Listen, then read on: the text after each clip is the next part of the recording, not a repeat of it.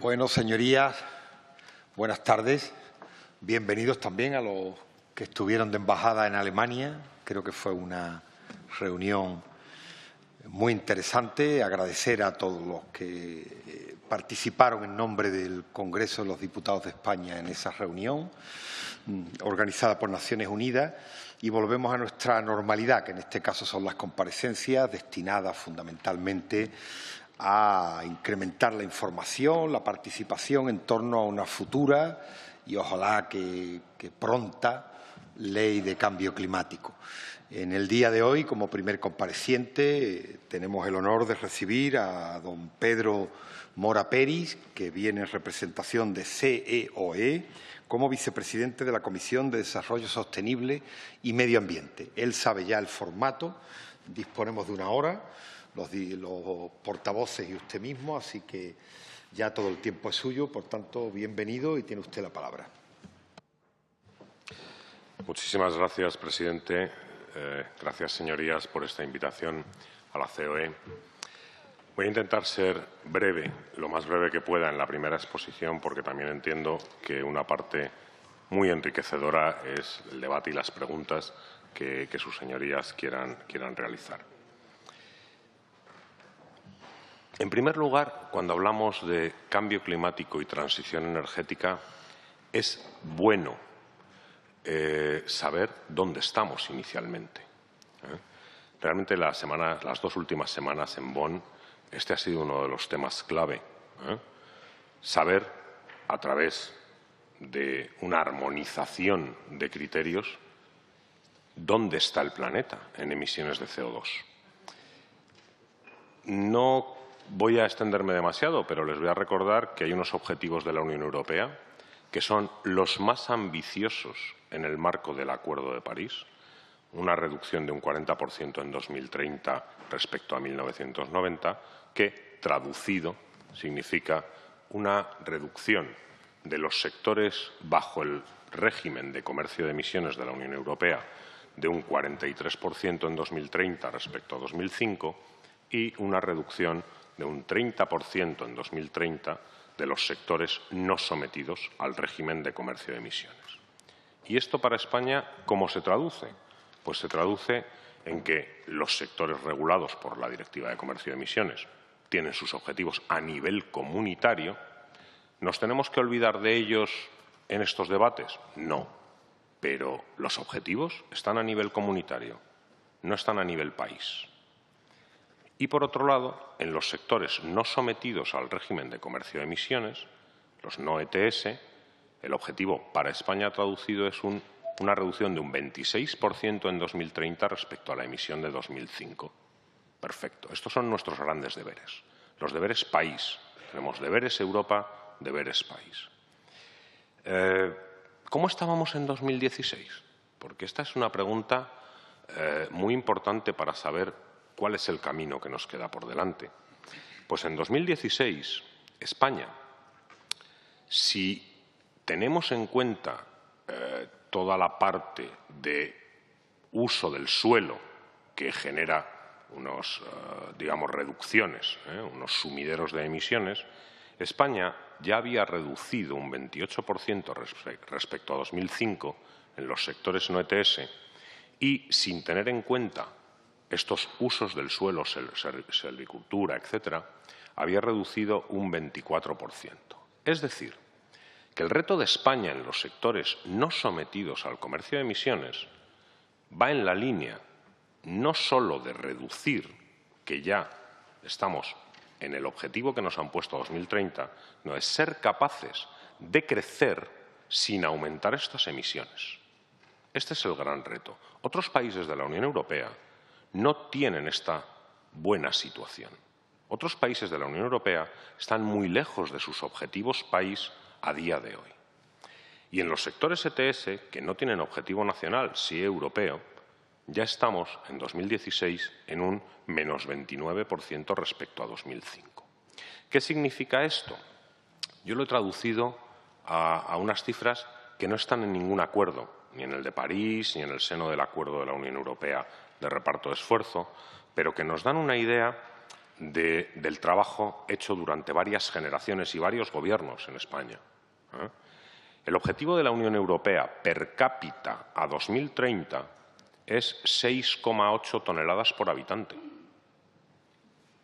España, en el año 2016, descontando ya lo que permite o lo que va a permitir la directiva LULUCF del Parlamento y del Consejo Europeos, está en 6,1 toneladas por habitante. Es decir, España emite por habitante menos de la media objetivo de la Unión Europea a 2030. Luego, la primera reflexión. Probablemente España es uno de los países que más tiempo lleva trabajando y que más logros lleva consiguiendo en los últimos años, debido a un conjunto de políticas, y, por tanto, no es uno de los países que tiene una situación más apremiante en este sentido. Otra cosa es que tenemos un reto muy importante por delante. Si tenemos un objetivo de crecer al 3% hasta 2030, continuado, es necesario el desacoplamiento de las emisiones, que el crecimiento no signifique perder estos objetivos ambientales, porque el primer objetivo es el ambiental, pero sin tener que renunciar al objetivo de crecimiento. Retos. Me van a permitir, me han pedido esta comparecencia, pero yo les voy a poner deberes. Permítanme que sea un poco osado, pero el primer reto es, señores, lo que se haga tiene que tener consenso político, tiene que tener largoplacismo, tiene que tener un debate tranquilo. Las inversiones, el modelo de vida del país dependen de este debate que están haciendo ustedes, y tiene que ser consensuado. El cortoplacismo no debe ser en ningún momento digamos, determinadas, o las ideologías. Tenemos que hablar como modelo país, porque lo que ustedes decidan aquí nos va a afectar los próximos 20 años.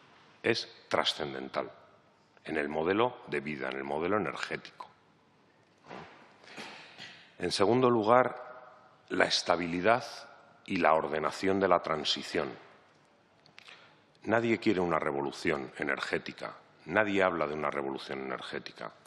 Hablamos de una transición, porque si algo nos ha enseñado el pasado es que el modelo de vida que tenemos, con la calidad de vida que tiene España, con las ventajas sociales que tiene España, etcétera, etcétera, que empiezan hace ya algunos decenios en este país, se debe a que todo el mundo ha puesto su grano de arena en el esfuerzo. Por lo tanto, la transición tiene que ser con el grano de arena de todos, de absolutamente todos. Y tiene que ser ordenada y estable. Las modas no suelen ser buenas para una estrategia país en un ámbito tan costoso como es el ámbito del cambio climático y tan importante para el devenir de la población española. Tenemos graves riesgos, todos lo sabemos. España es uno de los países que pueden ser más afectados por el ámbito de la desertización, de las sequías, etcétera, etcétera. Tenemos retos demasiado importantes como para que no hagamos ese consenso y esa transición ordenada. Coherente con los objetivos de la Unión Europea es otro de los retos importantes. La Unión Europea, nos consta a todos, está haciendo un esfuerzo de liderazgo mundial. Tampoco podemos querer ser nosotros más líderes que el líder mundial. Tenemos que ir en el mismo barco que vamos todos, porque estamos en un mercado único, porque nuestra vida económica y vida social depende de ese mercado único. Y tiene que garantizar la competitividad. Estamos saliendo de la peor crisis que ha conocido nuestro país en periodos entre guerras, gracias a una mejora de la competitividad que nos está permitiendo ser un país exportador. Si no somos capaces de ser un país exportador, no tendremos la base económica para garantizar ninguna de las otras cuestiones, ni las mejoras ambientales, ni las mejoras sociales que queremos incorporar. Y, por último, claro, cuando hablamos de objetivos, el objetivo general está marcado en la Unión Europea.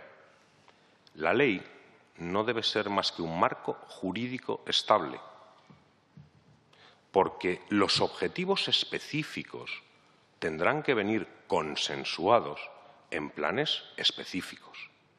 No pretendamos que la ley recoja unos objetivos que hagan que esa ley en 5 años o en 4 años, o por excesivamente ambiciosos o por excesivamente conservadores, desvirtúen el concepto jurídico de estabilidad de la ley. Una cosa es la estabilidad con la que tenemos que trabajar, como poco hasta 2030, que es la parte legislativa, y otra parte, los planes específicos, donde ahí todos tenemos que poner nuestro grano de arena para la reducción. Objetivos. Pues claro, desde el punto de vista de COE hay un primer objetivo, que es resolver el trilema energético. Porque los objetivos ambientales están bien claros. La semana pasada, en la cumbre de Bonn, la secretaria de Estado de Medio Ambiente dejaba muy claro que los objetivos ambientales son irrenunciables para el Reino de España. Y todos estamos por esa labor. En el marco energético tenemos que ver ahora cómo lo hacemos, porque también hay unos objetivos sociales. No tengo que recordarles a ustedes los problemas que se generan para un país, ya no digo para un gobierno, digo para un país, cuando de repente la factura de la luz sube porque no tenemos viento, no tenemos agua o no tenemos sol. Esto no es un problema, digamos, de conseguir los objetivos ambientales a cualquier precio. Es que hay unos objetivos sociales también ligados. Es que hay una competitividad del precio energético también ligado. Competitividad para la industria y competitividad para los ciudadanos. Y la seguridad de suministro. Claro, de repente se ponen de moda cuestiones. Cuestiones como que Francia decide cerrar el carbón. Bueno, a lo mejor resulta que el carbón solo representa el 3% de su producción eléctrica y ese es el peaje para alargar 10 años la vida de sus nucleares. O Alemania decide cerrar sus nucleares y ahora se ve en el dilema político de qué decir del carbón, que no lo puede cerrar, porque es lo que considera de base al cerrar las nucleares. Por lo tanto, la seguridad del suministro. España tiene una ventaja. Tiene un mix diversificado como pocos países de la Unión Europea. Y esa ventaja de tener un poco de todo nos permite que ante situaciones de crisis tengamos más capacidad de adaptarnos a esa competitividad país y salvaguardar los intereses del conjunto. La rentabilidad razonable es otro objetivo, pero también el precio competitivo de la energía. Por supuesto, quien hace una inversión debe tener una rentabilidad razonable, pero también el consumidor, sea ciudadano y, a quien represento, industrial, tiene que tener un precio competitivo que le permita que sus productos sean capaces de salir de España en las exportaciones o venderse en España sin tener un extracoste que impida que se vendan fuera de España o que cargue un extracoste a los consumidores españoles. La integración de la economía circular es un tema candente. España es uno de los países que más recursos materiales y energéticos tira a los vertederos a día de hoy en la Unión Europea. Lo saben muy bien. Yo he comparecido en sede parlamentaria también en la comisión que hizo la Ley de Residuos. Sabemos que somos uno de los países que más desperdicia recursos en los vertederos. La estrategia española de economía circular, con un link, una ligazón clara a la Ley de Cambio Climático y Transición Energética, es fundamental para poder aprovechar aquellos residuos que tienen valor material o valor energético. La fiscalidad es otro de los objetivos. tenemos que poner racionalidad a la fiscalidad. La fiscalidad, al final, no deja de ser, perdónenme la expresión, el último recurso cuando no hemos sabido resolver otras cosas de otra manera. La fiscalidad tiene que ser mucho más razonable, tiene que ser mucho más coordinada. Desde el ámbito empresarial estamos presenciando permanentemente cómo empiezan a surgir impuestos ambientales, impuestos a las emisiones en las comunidades autónomas. Impuestos que en ocasiones pueden ser duplicados o por conceptos similares a los que a nivel estatal ya te han impuesto una regulación y una limitación. Hay que abrir ese melón. El debate de la fiscalidad coordinada. Es necesario que se pongan de acuerdo ustedes en qué es necesario trabajar a través de la fiscalidad disuasoria o recaudatoria, como ustedes decidan, y qué es necesario trabajar mediante otras herramientas que enlacen más con el último objetivo, que es transformar una amenaza, porque esto parece una amenaza, pero en el fondo, para la economía española, es una oportunidad.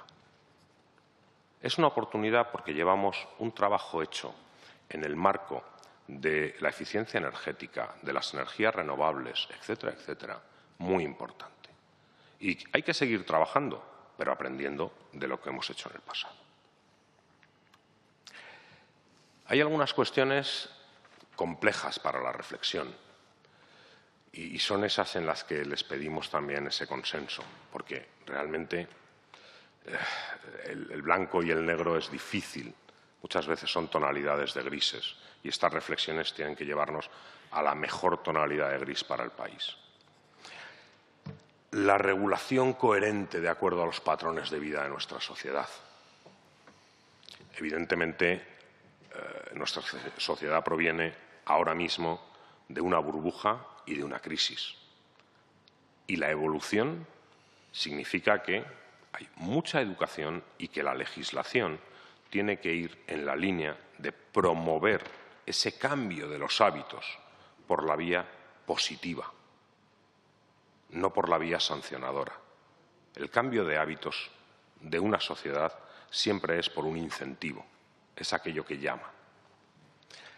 El concepto bipolar de la energía. ¿La energía de verdad es un mercado? ¿O en el fondo es un servicio público? ¿O tiene un poco de los dos? Claro, podemos intervenir el mundo energético y poner una tarifa. Y Bruselas nos dirá, no, no, esto es imposible, esto es un mercado. Y si ustedes juegan a la Unión Europea, esto tiene que ser un mercado con determinadas reglas.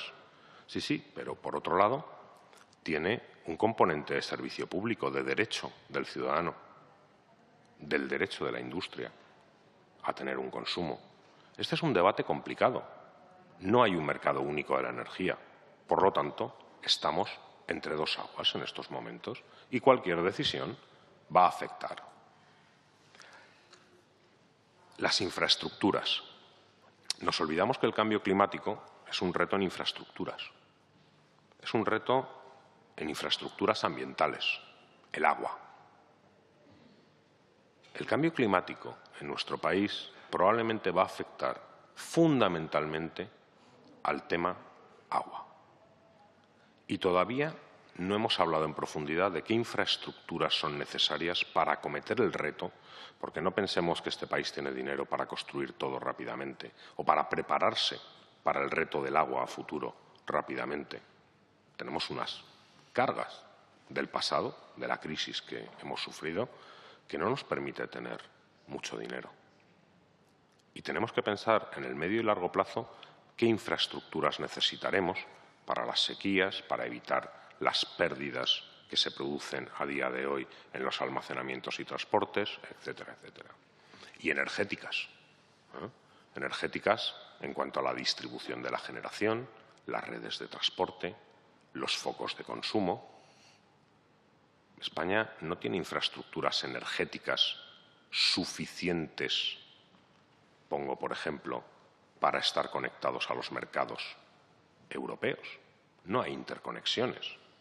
Hay momentos de demanda en el sur-este del país donde hay verdaderos problemas de transporte y los magníficos técnicos que se encargan de la operación del sistema se las ven y se las desean para los conceptos de transporte de la energía y de transporte.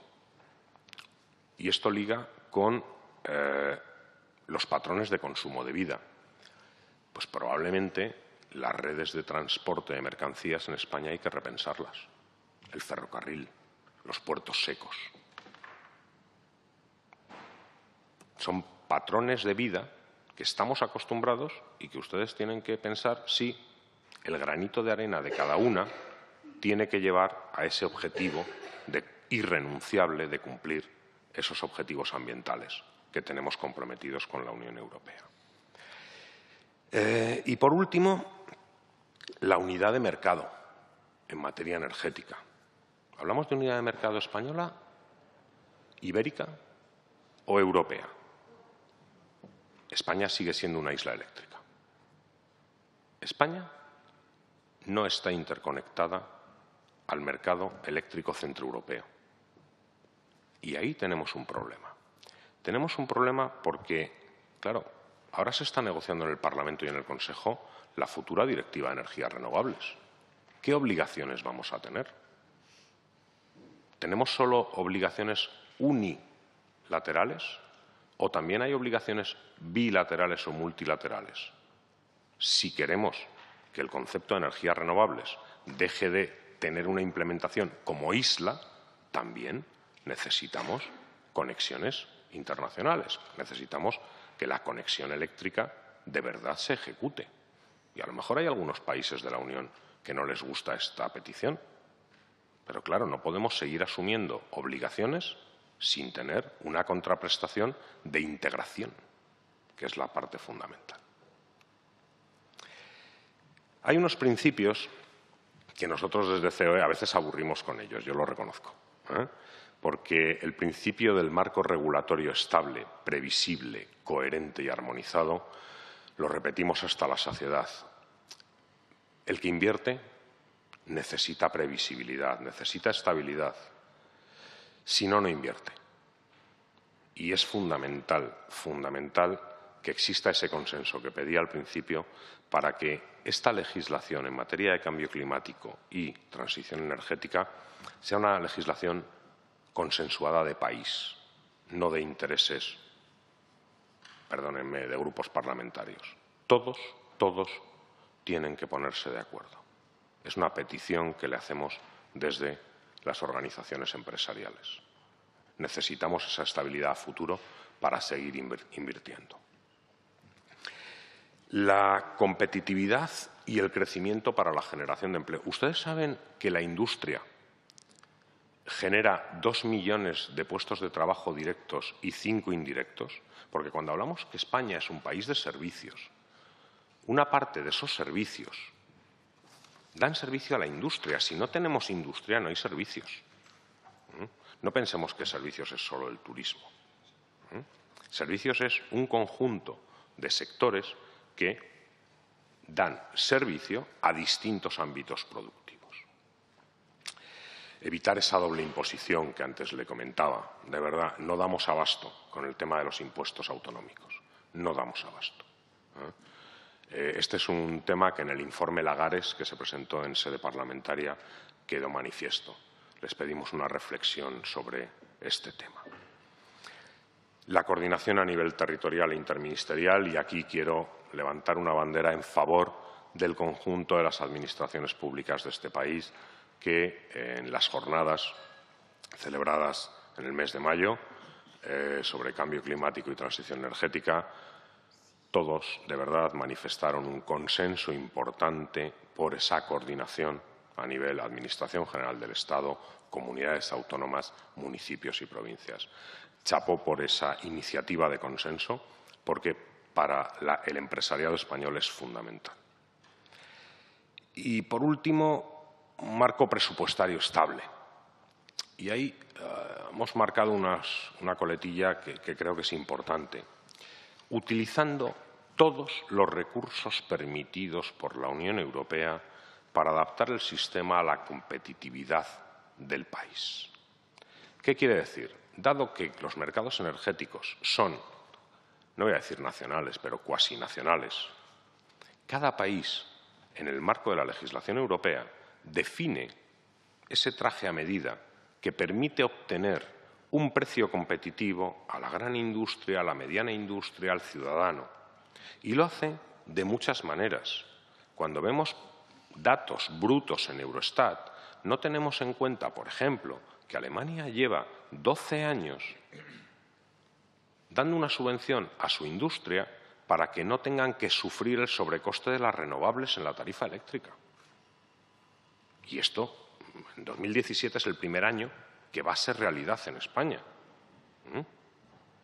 Pero medidas como esta, o que en Francia hay una tarifa para la gran industria basada en el precio de las nucleares. Cada país hace, tarifa o, llamémosle, contrato bilateral. Cada país hace un traje a medida en función de sus circunstancias y el objetivo que tiene de un precio final competitivo para la industria y para los ciudadanos. Este es el objetivo que tenemos. Este es el principio general que les pedimos. Llegar a ese precio competitivo que permita a la industria española seguir siendo competitiva. Uno de los factores clave de la salida de la crisis es cómo la industria española ha respondido al reto de la exportación y a equilibrar la balanza de pagos. Algunos principios de eficiencia energética. Algunos principios del modelo energético. Incentivar la eficiencia energética. Realmente, cuando hablo de incentivar la eficiencia energética, hablo de incentivar la eficiencia energética país. La industria en España es una de las más eficientes de la Unión Europea y está en los datos contrastados. Consumo de kilovatios hora por unidades de producto, una de las más eficientes.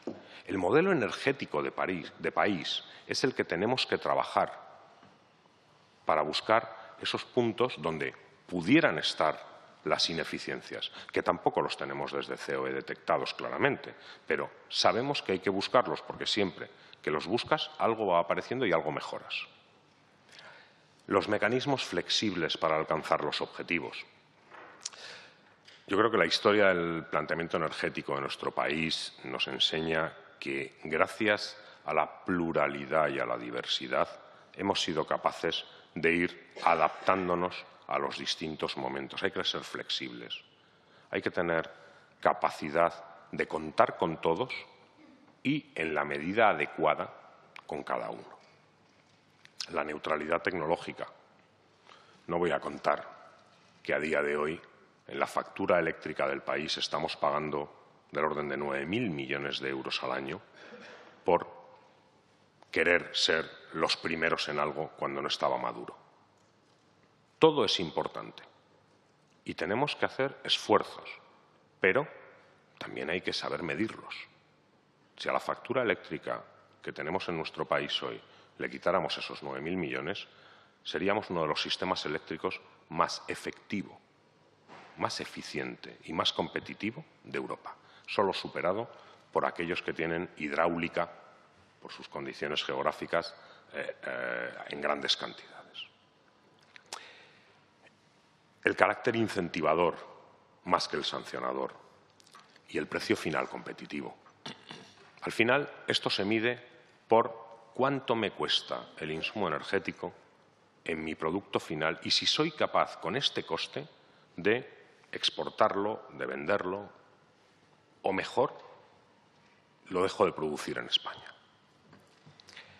Perdone, señor Mora, llevamos ya más de 25 minutos. Pues termino con estas conclusiones muy rápidamente. La futura ley de cambio climático y transición energética nos gustaría y pedimos con toda humildad que incorporara el peso adecuado de los sectores productivos consumidores de energía, además de el peso adecuado de los productores y gestores de la energía. Es decir, es un equilibrio complicado, lo sabemos, pero con un poco de esfuerzo de todos, seguro que somos capaces de llegar. El modelo no debe sobrepasar los compromisos europeos. Ya es complicado, ¿eh? Somos los primeros del mundo. No intentemos ir a mayores, porque si no, otros nos pasarán por la izquierda. Y, por último, vuelvo a recalcar el consenso. Nosotros vamos a poner todo lo que esté en nuestras manos desde COE para darles todos los mensajes, la información, nuestras opiniones, para que ustedes puedan llegar a un consenso estable y a largo plazo. Solo el consenso nos va a dar la estabilidad que nuestras empresas necesitan. Muchas gracias. Señor Mora, pasamos al turno de intervenciones de los portavoces. Por parte del Grupo Mixto no nos acompaña ninguna señoría, por lo tanto, el primer grupo que tomaría la palabra es Esquerra Republicana de Cataluña, el señor Olóriz. Usted tiene la palabra. 5 minutos, lo que acordamos en esta comisión. Sí, muchas gracias, presidente. De hecho, el interviniente nos ha dado algunas propuestas, algunos datos interesantes, pero muchas preguntas, ¿no? Y esto es un poco un cierto desasosiego que compartimos de que aún quedan demasiadas preguntas por resolver. Y esto tiene que ver un poco cuando hablábamos de transición o revolución. También España se quedó lejos de la revolución industrial por un exceso de precaución o de intereses. Y en el caso que estamos, a pesar de tener una industria competitiva y exportadora importante, y más importante tendría que ser, me preocupa que estemos esperando demasiado. Es decir, que los intereses legítimos del coste del cambio, todo cambio tiene coste, sin duda, nos impida hacer aquellos cambios que hoy son posibles y que mañana serán más caros. Y que mañana, si no los hacemos, serán más caros. Les pongo un ejemplo de principio de precaución. En Cataluña se aprobó la Ley de Cambio Climático en julio con solo 11 abstenciones. 122 votos a favor y 11 abstenciones. Buena parte de sus artículos están recorridos al Tribunal Constitucional y, por tanto, paralizado, a pesar de ser aprobado por 122 votos y 11 abstenciones. Mirando algunos de los artículos, yo me temo que había más una precaución para la acción que no una precaución competencial. Y si no, repasemos estos artículos que están en el Tribunal Constitucional, ¿no? A ver, que una comunidad que además tiene un conjunto industrial importante y que el tema del cambio climático está siendo asumido bien, incluso muy bien por muchas empresas, retrasar las acciones, yo pienso que es un mal principio. Yo pienso que lo contrario tendría que ser ir más rápidos en la legislación estatal para confluir con la autonómica en Cataluña en aquellos principios que prudentemente tuvieron un amplio consenso. Es un poco esto del tejer y destejer de Penélope que a veces nos pasa mirándonos mucho de reojo. Es decir, es cierto que en estos años se ha dicho que en Cataluña había un monotema, y es cierto, yo llevo un lazo por las consecuencias que puede haber tenido, pero en 2 años se han hecho 26 leyes. En 2 años, 26 leyes. Es decir, se puede andar y comer chicle. Pienso que se puede hacer más de una cosa. De estas 26 leyes, 12 están en el Tribunal Constitucional. Bueno, son cuestiones que algún día aclararemos, espero, porque lo peor que podemos hacer es, por instinto, unos u otros, matar a la gallina de los huevos de oro.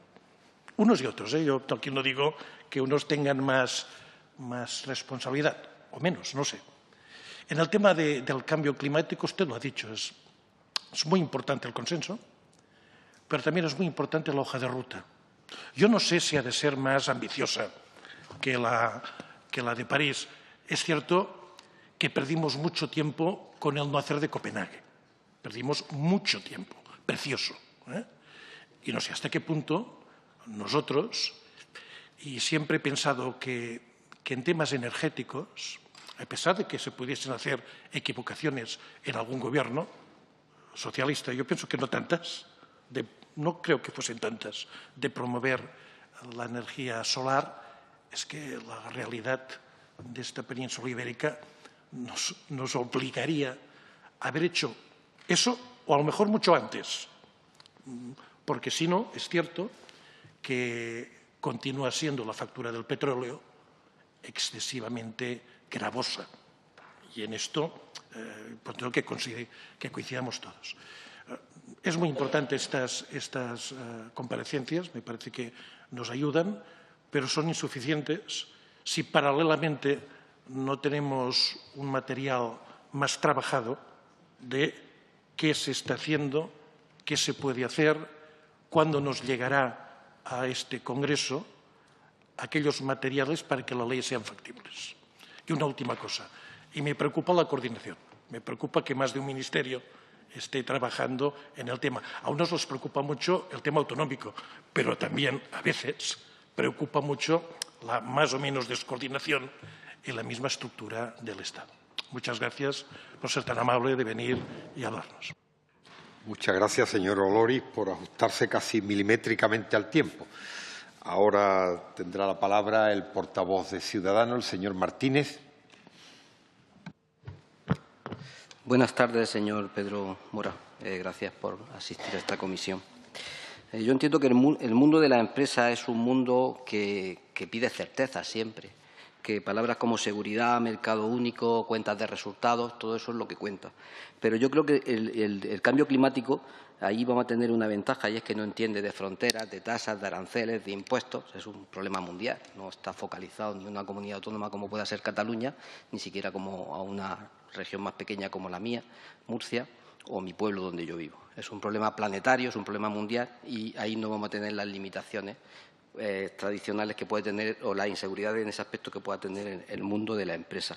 Pero yo creo que también tiene una dimensión ética. Entonces, he estado cogiendo aquí alguna idea a usted, y usted pone mucho el acento en los beneficios, que son legítimos una empresa pues se monta para ganar dinero.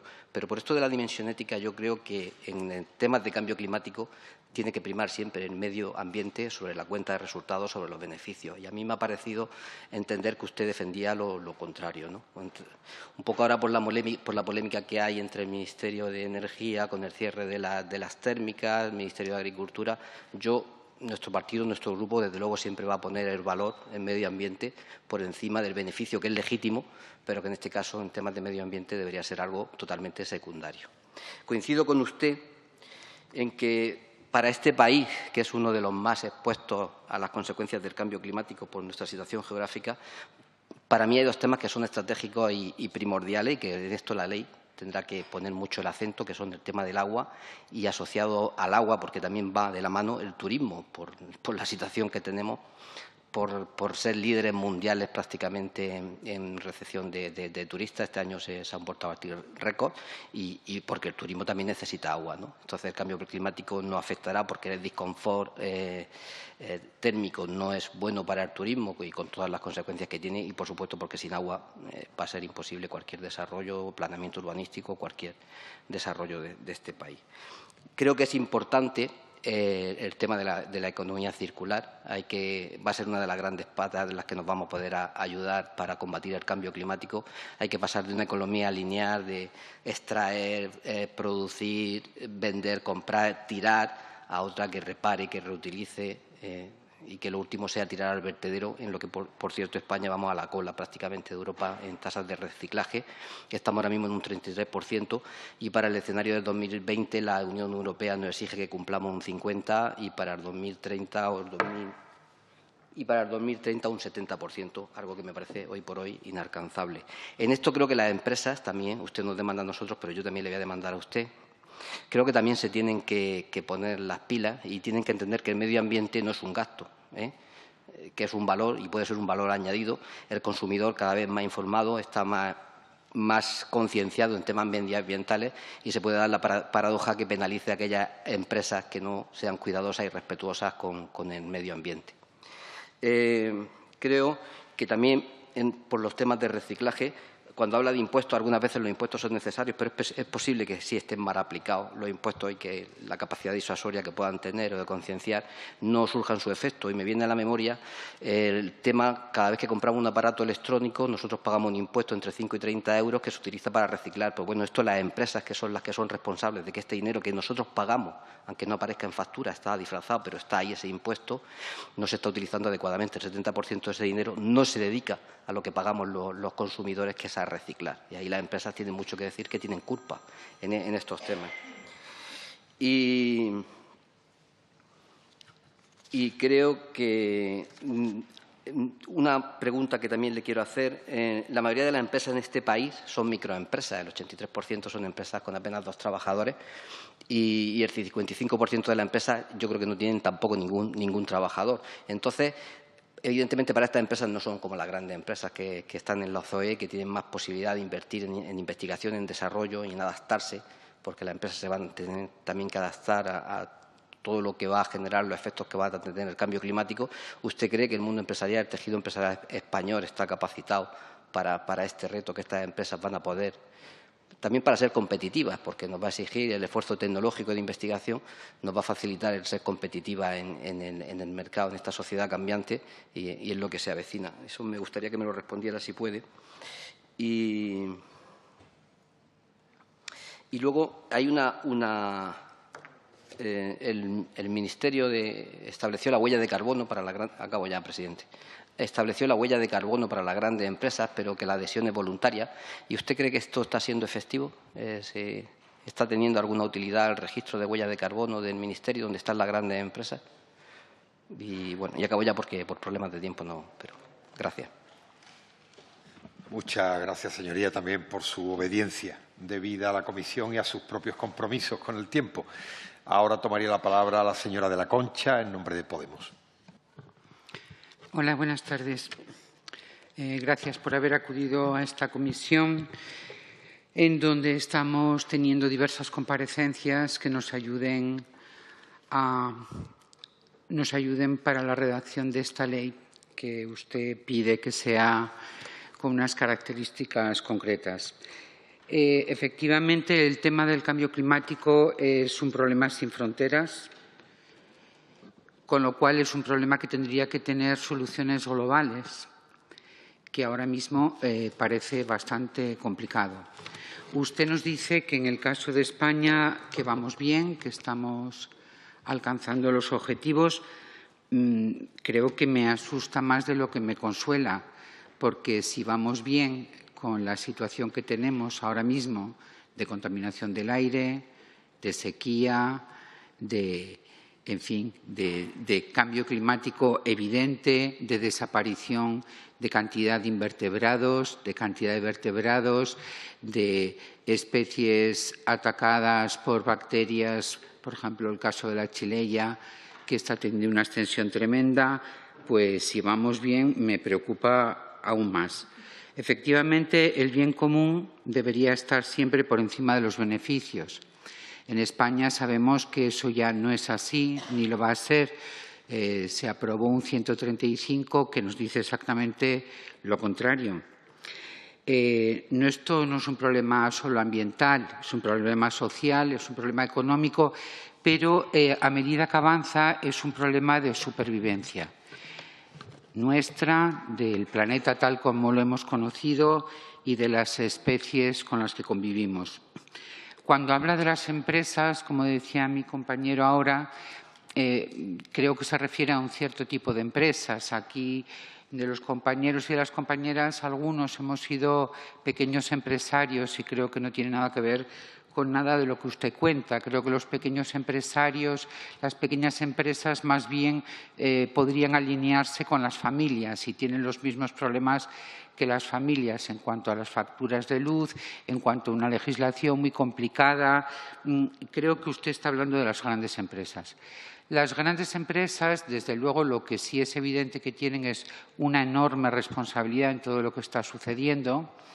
En España hemos tenido muchos ejemplos, alguno muy famoso como el Prestige, por ejemplo, pero incluso en cosas más cotidianas, como es la industria automovilística, sabemos que es responsable de un 33% de la contaminación y, sin embargo, en televisión siguen apareciendo anuncios constantes. En fin, es una cosa que se favorece enormemente.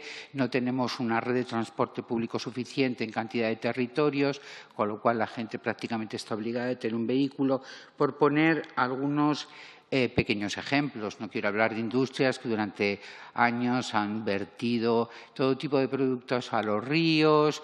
En fin, no tendría tiempo en estos 5 minutos que me parece que me quedan 2. También habla mucho de las exportaciones. Es un hecho que las exportaciones nos han salvado un poco de que la crisis que llaman ustedes, la estafa, que creo que es la palabra que mejor lo define, no nos llevará todavía a un mayor colapso. Pero la exportación también tiene una huella ecológica enorme, con lo cual quizá también habría que fomentar lo local, el producto local, la soberanía alimentaria. El tema del agua es de la mayor preocupación, puesto que es imprescindible para la vida, no estamos hablando de lujos. El agua cada vez más está cayendo en manos privadas. A mí personalmente me parece un atentado, o sea, me parece imposible que el agua pueda llegar a ser una cuestión privada y que el que yo pueda tener acceso como ciudadana al agua que necesito para vivir dependa del precio que una empresa le haya puesto. Habló antes de qué pasa si no hay viento, si no sé qué, si no hay sol. Bueno, en España sol precisamente no nos falta. Yo diría que nos empieza hasta a sobrar. Entonces parece mentira que no sea ahí donde pongamos el acento, ¿verdad? Cuando países con muchísimo menos sol es lo que han hecho.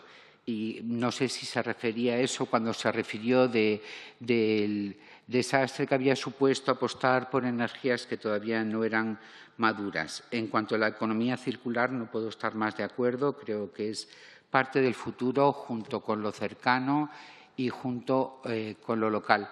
Querría que también me aclarara si cuando hablaba de algún tipo de impuesto estaba refiriéndose a la ecotasa, quizá, al impuesto turístico, entre otros. Y también que me explicara un poco más, porque lo desconozco, cuando hablaba de cómo nos conectábamos con Centro Europa, por ejemplo, que supongo que se refiere a algún proyecto concreto que no conozco. Muchas gracias. Muchas gracias, señora de la Concha, por cumplir también con el tiempo comprometido. A continuación, en nombre del Grupo Socialista, el señor Antón toma la palabra. Buenas tardes. Muchas gracias, señor presidente. En primer lugar, agradecer en nombre del Grupo Parlamentario Socialista su asistencia y su exposición. Estoy convencido que el que esta tarde haya marcado las líneas en las que la COE considera que esta ley tiene que ir nos va, por lo menos, a orientar, no tanto para cumplirlas, porque eso habrá que debatirlo, pero sí para saber en qué terreno estamos jugando. De hecho, hay una de las sugerencias que nos ha hecho que en estos momentos yo creo que es inevitable, que es la del consenso. No sé si por fortuna o por desgracia ahora mismo no hay mayoría absoluta. Si queremos que salga la ley va a tener que ser gracias a ese consenso que yo creo que está en la voluntad de todos los grupos parlamentarios. Aún así, la existencia de esta comisión a la que usted pertenece dentro de la COE, en la que lleva ya varios años trabajando, indica que la preocupación por el cambio climático y por los temas medioambientales de la patronal es persistente, no es una cuestión de un día, hay un gran equipo detrás y los que se acercan a la página web en la que informan de sus actividades, yo creo que ahí demuestra ese interés que desde luego habrá que tener en cuenta, por supuesto, de cara a, igual que lo tenemos en cuenta, igual que se tiene en cuenta a los ecologistas o a toda la sociedad, evidentemente lo tendremos en cuenta. De hecho, usted ya en 2011, en junio de 2011, compareció en una sesión parecida a esta, en la que una comisión mixta que había de Congreso y Senado, usted ya adelantaba cuáles iban a ser las actuaciones en las que la COE iba a trabajar para poder cumplir con los compromisos que en aquella época tenía nuestro país. Hablaba de la necesidad de reducir, y hoy también ha insistido, la dependencia de países terceros en temas eléctricos, del sobrecoste energético por el tema de las renovables, de los riesgos de la deslocalización, que en aquella época incluso ocupó parte del debate, ¿no? Si no éramos competitivos, si éramos muy exigentes con los niveles de aportación, o sea, de emisiones de gases de efecto invernadero, podíamos llegar a deslocalizar empresas importantes. En definitiva, y por concluir, me gustaría hacerle una primera pregunta. En estos 7 años que han pasado desde aquella comparecencia, me gustaría que hiciera una valoración de cómo ha sido esta evolución. Primero, a nivel de administraciones, si las administraciones considera desde su sector han estado a la altura. Y, en segundo lugar, una autoevaluación si las empresas que usted representa aquí han estado a la altura. Y dentro de del grado de cumplimiento que usted ha hecho referencia, me gustaría saber, en su opinión, cuál ha sido el papel de la crisis en este cumplimiento. Es cierto que en este último año hemos crecido y hemos permitido reducir el nivel de gases emitidos, pero bueno, quería conocer particularmente ese punto. En segundo lugar, supongo ya conocerá el informe que ha elaborado el Observatorio de Sostenibilidad sobre las empresas más contaminantes, en las que se detallan las emisiones de gases de efecto invernadero de las grandes empresas de nuestro país en 2016.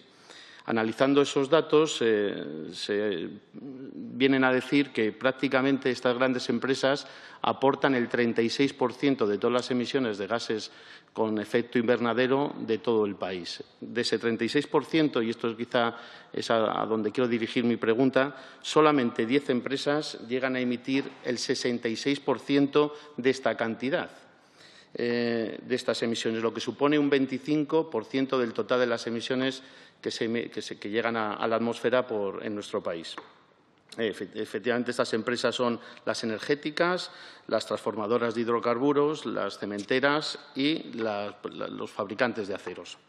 En los últimos años es cierto que se han bajado estas emisiones, pero está claro que aquí no todas las empresas tienen las mismas responsabilidades y nosotros, a la hora de proyectar o elaborar una nueva ley, ¿en qué medida estas grandes empresas que contaminan más tienen que asumir más el coste, en definitiva, a la hora de reducir estas emisiones? Porque, evidentemente, estas empresas contaminan más, pero luego, además, vienen acompañadas de unos grandes beneficios. La más contaminante, no voy a decir el nombre, ha crecido en el 2016, creció un 30% y tuvo un beneficio neto de 1.411 millones de euros. Esas cifras, son preocupantes, ¿no? ¿Quiere decir que esa contaminación viene proporcional al beneficio? ¿Cómo lo ven desde la COE? Otra pregunta interesante es, dentro de este cumplimiento que usted ha avanzado, que prácticamente estamos ya cumpliendo con los retos que nos propusimos, ¿qué papel ha tenido la compra de derechos de emisión? ¿Qué papel ha tenido en todo esto la bajada de esos derechos de emisión? Creo que en el 2007, termino ya, en el 2007 estaban por encima de los 30 euros y ahora mismo esos derechos, la tonelada, creo que está por debajo de los 5 euros. Ya para terminar, si me lo permite, presidente, me voy a permitir la osadía de también pedirle algo, ¿no? Igual que usted nos ha pedido, yo le pediría que esa competitividad que usted quiere mantener y que probablemente sea el futuro de todo el país, por favor, que no caiga en los hombros de los trabajadores, que no utilicemos reformas laborales para que hagamos a nuestras empresas competitivas. Yo creo que la competitividad hay que llevarla a la innovación, al desarrollo y a la investigación. Nada más y muchas gracias. Muchas gracias a usted, señoría. Y ya para concluir este turno de intervenciones, la señora González Guinda, si no me equivoco. ¿No? Perdón. Señor Paniagua. Buenas tardes. Señor Paniagua, perdone. Gracias, presidente. No hay problema. Gracias, señor Mora. Es un verdadero placer tenerle aquí con nosotros, una persona con tanta experiencia y tanto conocimiento sobre los temas que nos ocupan. También quiero felicitarle por el orden en el que nos ha presentado todos los datos, su presentación. En primer lugar, se pregunta y contesta dónde estamos. Nos presenta los objetivos y la situación actual y, aunque todavía tenemos camino por recorrer, creo que se demuestra que estamos en la dirección correcta, liderando a la Unión Europea, que es además quien lidera a nivel mundial este proceso contra el cambio climático. y nos propone los objetivos que debemos considerar desde el punto de vista de las empresas: seguir creciendo, crear empleo de calidad y reducir las emisiones. Y me alegro que para la patronal estos sean los objetivos, porque coinciden con los del Gobierno, los de este grupo parlamentario y creo que con los de la mayoría de los españoles. Estamos trabajando en los tres y creo que los resultados hasta ahora son bastante positivos. En segundo lugar, nos habla de los retos. El primero, el alto grado de consenso político. Aquí creo que estamos bien posicionados. Yo creo que esta comisión y sus resoluciones así lo están demostrando. También nos habla de regulación coherente con los objetivos y una ley estable, que luego hablaré de ella, y garantizar la competitividad empresarial.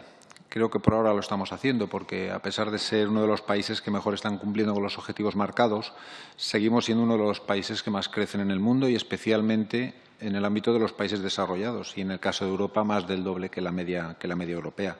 Por tanto, creo que se está trabajando de forma conjunta en los objetivos contra el cambio climático y la competitividad empresarial. Quería preguntarle su opinión sobre un tema que seguro le importa, que es la obtención de un mercado único energético. España está en esa línea y necesitamos mejorar y potenciar las interconexiones entre países de la Unión. ¿Cómo podría afectar este proceso a la industria española? En tercer lugar, nos habla de los objetivos, nos habla del trilema energético, objetivos ambientales, sociales y seguridad del suministro. Creo que debemos plantearnos que no deba ser un trilema, sino que no sean excluyentes los tres objetivos, sino que debemos trabajar para que todas las medidas sean capaces de cubrir estos tres. Rentabilidad razonable y precio competitivo de la energía, integración de la economía circular, nuevos yacimientos de recursos, fiscalidad y reducción de emisiones. Y lo más importante, transformar esta amenaza en una oportunidad, que yo creo que es la manera en la que podemos conseguir deshacer este trilema que nos hablaba. Aquí quería preguntarle por un método importante que sucede en otros procesos, que es la cooperación público-privada. Nosotros creemos en ella porque no es solo la suma de lo público y lo privado, sino que los resultados habitualmente consiguen mucho más que la suma de dos. ¿Cree usted y su institución en ella? Me ha resultado curioso que no nos haya hablado de ella en toda la presentación. El Gobierno está elaborando la estrategia de economía circular y, como sé que usted sabe de esto bastante, le pediría que profundizara un poco en su necesidad y en su potencial. En cuarto lugar, en cuanto a la Ley de Cambio Climático y Transición Energética, impulsada por dos ministerios, que en este caso no ha sido óbice, sino justo al contrario, ha concluido la consulta pública previa a la elaboración del anteproyecto de ley con más de 300 aportaciones de todos los sectores y ámbitos de la sociedad. Para ello, el plazo de la consulta ha sido más extenso de lo que la ley exige y el formato de la página web también ha ayudado a la participación. Los resultados son excelentes: riqueza y diversidad en las aportaciones de todos los sectores socioeconómicos de nuestro país. La ley supone un compromiso del Gobierno para cumplir los objetivos en materia de energía y clima de la Unión Europea y los recogidos en el Acuerdo de París. El Gobierno está actualmente analizando todas las aportaciones para preparar un primer borrador de anteproyecto de ley, con lo cual creemos que el primer objetivo ya se ha cumplido. La ministra, en la reciente cumbre del clima, el COP23 en Bonn, ha transmitido varios mensajes importantes. En primer lugar, que estamos en la senda de cumplimiento, también el esfuerzo del Gobierno en materia de financiación climática, que dedicando 595 millones de euros en 2016, lo que nos acerca al objetivo que tenemos de movilizar 900 millones a partir de 2020. También ha puesto en valor que España está poniendo en marcha medidas para adaptarnos a los impactos del cambio climático en sectores tan vulnerables como el agua y la agricultura. Nos habló también de la Plataforma Española de Acción Climática y acabó diciendo que nuestra sociedad es la responsable de tomar medidas urgentes para asegurar el bienestar general, la competitividad de nuestras economías y la supervivencia y la sostenibilidad del planeta. ¿Cree usted que España debe consensuar una transición ordenada que garantice precios finales competitivos sin la presión mediática que generan las necesidades de otros Estados sobre la generación eléctrica con carbón? Alemania, al cerrar nucleares, usa el carbón de base, ya lo ha comentado usted, el caso de Italia, de Francia. Nosotros llevamos muchos años haciendo los deberes y, aunque con errores que estamos pagando en la factura, estamos en una situación de emisiones mucho mejor que la media europea. Aquí quería también hacer un comentario sobre el tema de la seguridad en el suministro, ante un comentario que ha hecho el portavoz del Grupo de Ciudadanos, que ha contrapuesto el beneficio empresarial con el medio ambiente. Y yo creo que no es así. Por ejemplo, el proyecto de cierre de las centrales térmicas que ha apoyado el Grupo de Ciudadanos junto con el Grupo Confederal de Unidos Podemos y el PSOE, lo que hace es aportar beneficios a unas eléctricas concretas, ¿no? Yo creo que y además va contra la seguridad del suministro. Yo creo que deberían revisar alguno de sus conceptos. Y, por último, en sus conclusiones nos dice que la ley debe contar con el consenso, la transparencia, la coordinación y la participación de la Administración General del Estado, las comunidades autónomas, los entes locales, partidos políticos y agentes económicos y sociales. Amén. Le diré que ojalá sea así y que así está ocurriendo. Así lo está impulsando el Gobierno y, como decía un anuncio de un informativo de televisión, está pasando, lo están viendo. Muchas gracias. También al tiempo y ya por último en el turno de casi 5 minutos, lo digo porque el siguiente compareciente espera. Yo sé que usted es capaz de hacerlo en 5 minutos. Pues se lo agradezco y voy de forma telegráfica. No estamos esperando. La empresa española lleva trabajando muchos años. Cuando nos referimos a evitar duplicidades, y usted lo ha mencionado, la Ley de Cambio Climático aprobada en junio en Cataluña impone un impuesto a los sectores que a nivel europeo están en comercio de emisiones y que la Unión Europea les asigna unos derechos gratuitos para evitar su deslocalización. Sin embargo, la ley catalana les impone un impuesto de 10 euros por tonelada de CO2 y 30 euros en 3 años que los hace deslocalizarse. Si Europa te dice no pueden asumir más que este coste, que ya les pide un esfuerzo, y ustedes nos piden una duplicidad o multiplicar por 10 el esfuerzo, te deslocaliza. A eso es a lo que me refería con coordinación fiscal entre Unión Europea, Estado y comunidades autónomas. Ahora mismo hay gran controversia con esa ley, por la disposición adicional 11ª. Me refiero también, para que no haya malos entendidos, los objetivos ambientales son lo primero, tal y como la ministra, la secretaria de Estado en la cumbre de Bonn han manifestado públicamente, la comisión interministerial que está trabajando en el tema ha manifestado públicamente, la COE lo comparte al 100%. España ambientalmente va a cumplir. Ahora, lo que tenemos que ver y consensuar es cómo llegamos a cumplir sin afectar a la competitividad de todo el tejido empresarial, desde pequeñas a grandes empresas. Esa es la clave. Llegar a ese consenso de cómo lo hacemos para no afectar. Por eso he hablado, para que nadie malinterprete sobre el tema beneficios, de rentabilidad razonable y precio competitivo, para que nadie pueda entender que hay una malinterpretación respecto al beneficio económico por parte de COE. Esto es un juego de país, donde la empresa tiene que aportar lo suyo y los ciudadanos tenemos que aportar desde nuestra visión de ciudadanos lo nuestro. El medio ambiente, yo creo que está muy claro, ya que no hay que volver a decirlo, no es un gasto. El medio ambiente es una oportunidad, es un reto. Tendremos más y mejor industria cuanto más amigables con el medio ambiente tengamos. Señores, todos por vivir hacemos impacto ambiental. Por tener ciudades tenemos impacto ambiental. Por tener turismo tenemos impacto ambiental. Ahora, el reto es tener el mínimo impacto ambiental para cada actividad, para poder tener esa actividad aquí, en España, en la Unión Europea, y no tener que estar importando los productos que se hayan producido en otros países de Asia con mayor impacto ambiental más el transporte que se deriva de traerlos hasta aquí. Entonces, en eso siempre van a encontrar a COE. Estamos en ello. Pero tenemos que saber cómo podemos ir mordiendo el pastel, no nos podemos atragantar. Hemos tenido experiencias en el pasado reciente de querer ir demasiado deprisa y ahora tenemos una factura pendiente para 12 años que está precisamente ahora que es competitivo limitando la capacidad de inversión que ahora sería súper rentable de más renovables. Ahí están las 2 últimas subastas de renovables. Precio de mercado con un suelo de 30 euros por megavatio hora. Si hubiéramos hecho un poco menos antes y ahora tuviéramos dinero para hacer más, eso sería clave porque España lideraría la Unión Europea y la OCDE en renovables casi con total seguridad. Y ese reto, claro que le interesa a COE. Es que también las empresas de renovables son empresas de la COE. Todos estamos en COE. Es decir, todo lo que sea crecimiento equilibrado es una parte del trabajo que quiere aportar el empresariado español. Relativo a algunas preguntas que he recibido comentarios sobre la sequía, la contaminación del aire, el modo de transporte en España, de cambio climático tienen lo que tiene todo en la vida. Y puedo comentar, si tuviera más tiempo, más cuestiones.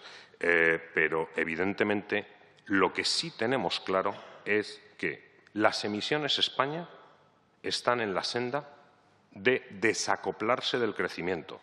Con esto no podemos tirar las campanas al vuelo. No hemos conseguido más que empezar un camino adecuado. Otra cosa es que sí, que hay una clara contaminación del aire, que tenemos un problema con la calidad del aire, que tenemos un problema con el agua. Lo sabemos, son retos país. Pero no podemos, porque tengamos otros problemas en otros aspectos de nuestra sociedad, decir que no podamos afrontar el futuro con un cierto optimismo porque hemos empezado a desacoplar de verdad, y los datos están ahí, el crecimiento de las emisiones de CO2. Sobre el tema de las interconexiones eléctricas, pues mire, me lo han preguntado desde varios puntos y lo voy a explicar muy claro. Una empresa española, consumidora de energía eléctrica, no puede irse a cualquier generador y comercializador europeo en el marco de un mercado único a comprar la energía eléctrica y que esta energía sea transportada con un peaje competitivo hasta su fábrica donde la consuma. Señores, mientras no pueda hacer eso, no hablemos de un mercado único de la energía. No existe esa capacidad. Yo compro mis materias primas donde me es más beneficioso por múltiples motivos, no solo económico. A ver si también diferenciamos los conceptos, que en inglés los tienen muy bien diferenciados, entre benefit y profit. Siempre cuando hablamos de beneficio se tiende a pensar que hablamos de beneficio económico. Las empresas crean, además de retribuir a los accionistas, crean muchos más valores que a veces no se tienen contemplados. Y por último, hablaré de alguna cuestión. Cuando hablamos de las emisiones, a mí siempre cuando se habla de las listas de contaminantes, siempre digo, ¿por qué se le pone el foco a una instalación que emite por una única chimenea no sé cuánta cantidad? Pero es que a lo mejor esa cantidad, si esa energía eléctrica va a alimentar el transporte ferroviario electrificado, está evitando el doble de cantidad de transporte por carretera, que como es en tubitos chiquititos no se cuenta igual. Y entonces se pone el foco sobre una chimenea grande. Claro, hay que intentar reflexionar sobre los modelos y cómo se trabajan las cifras. No por tener una chimenea grande eres peor que 100.000 chimeneas pequeñitas. En muchas ocasiones eres más eficiente y aportas algo. Pero también puede ser que esas 100.000 pequeñitas estén aportando otros valores. No quiero dejar sin tocar el tema de la cooperación público-privada y la presión mediática ante determinadas cosas, como oímos en la prensa, que si el carbón. La cooperación público-privada es fundamental en ausencia de recursos públicos que puedan garantizar el desarrollo de las infraestructuras necesarias. Si tuviera la Administración pública más recursos, pues igual no era tan necesario. Pero si no, o nos quedamos parados, cosa que no queremos, quedarnos parados, o habrá que habilitar otros esquemas. Y sobre los temas del carbón, pues evidentemente la cuestión está clara. Hay un trilema y dentro de ese trilema hay que llegar al punto central de equilibrio. ¿Y la solución? Pues la solución, a día de hoy, nadie tiene la varita mágica. Pero sí que es verdad que, porque otros hagan otras cosas, y lo he explicado, porque Francia diga que cierra el carbón, claro, alarga 10 años las nucleares. ¿Nos apuntamos a eso? O, como Alemania, cierro las nucleares, pero ahora no voy a cerrar el carbón. ¿Nos apuntamos a eso? Es decir, cada uno hace su traje a medida. Por lo tanto, olvidémonos de modas de algunos países o trajes a medidas de algunos países y veamos lo que en España, con el fomento de las renovables, con precios competitivos y con un objetivo de cumplir ambientalmente lo que tenemos que cumplir, y tenemos mucho por delante, aunque vamos por el buen camino, tenemos que hacer. Gracias. Muchas gracias, señor Mora. Casi lo consiguió. 3 minutos más, pero bueno, en cualquier caso, muy agradecido. Pero se ha ajustado usted muy bien al tiempo y, por tanto, agradecemos su información, su comparecencia y tomamos un minuto de descanso para recibir al siguiente compareciente y despedir al señor Mora. Muchas gracias.